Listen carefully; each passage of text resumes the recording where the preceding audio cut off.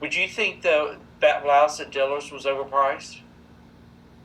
Would you say, well, I'm just going to buy it at Dillard's anyway, I'll pay $25 more? No. Now, you may go to Dillard's and say, hey, they have it on sale at Belk for $50. Will you match the price, right?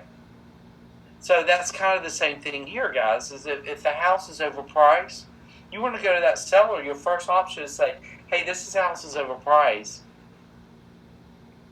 Will your sellers come down?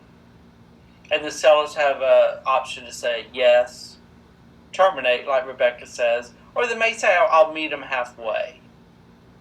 And then you can kind of go from there. But, that's where, when we're going under contract, so I'm getting, a counter. Now, I don't expect them to meet our offer.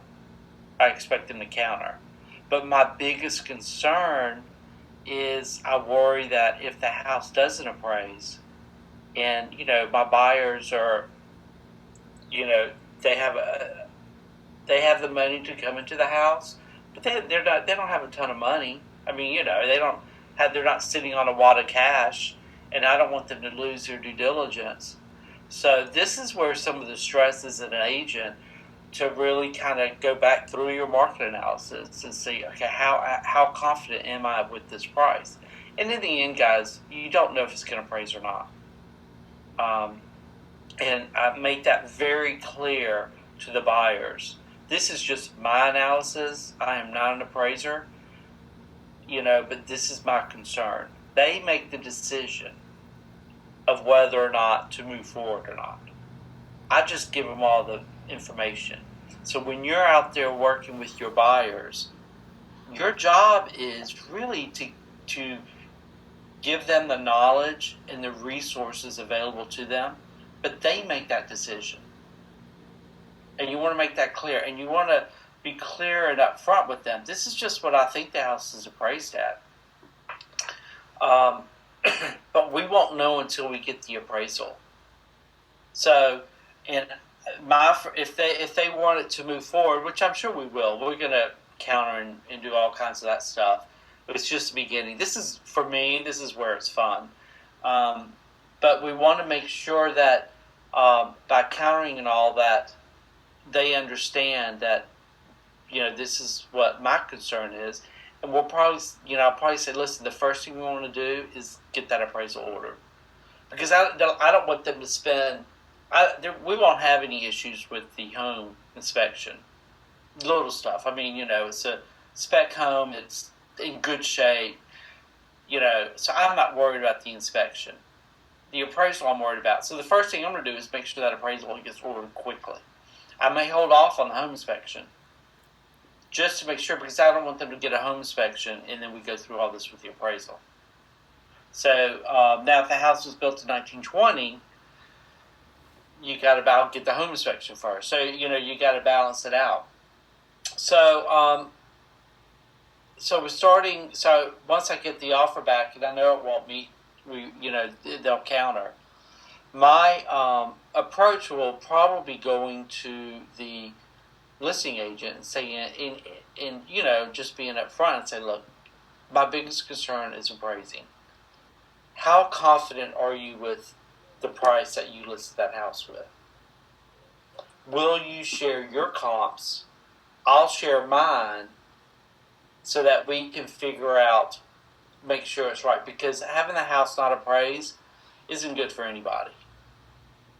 So, she and I, will work somewhat together. Still, we have our fiduciary responsibility to each of our clients.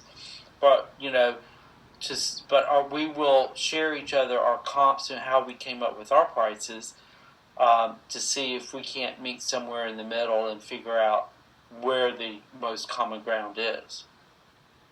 So, but you can see from, begin. So, can you kind of see how the whole process is and how it works? Yeah. So, back to my referral. So when I got the referral, so I'm giving 30% to Matt and his team for issuing me the referral. 25, they do 30. I prefer 25 but they have a standard of 30, and 30% of nothing is nothing, right? So I'd rather give 30% if it's a good price point. But now I'm giving 25% to the original agent out of good faith. So, and then of course I haven't capped yet, so I still have some I'm giving to my company. So am I going to make a lot of money off this deal? No. No. However, it's not always about the money. And, and that's another lesson to learn, is why I'm telling this story. Sometimes you take on this, and I'd gotten into it that it would not have been right for me to say, oh, it's not worth it for me to do. It's a $400,000 house. I'll make a little bit of money off of it. I'm not going in the hole. But, sometimes you just do these things and you do the right thing, and it's going to circle back around to you eventually. So, my first listing was with a double wide in Eflin, North Carolina. Anybody know where Eflin is? Yeah, if you're around this way. And Eflin's actually I don't want to say happening place, but it's much more a desirable area now because of its location and where you are. But this was a double wide.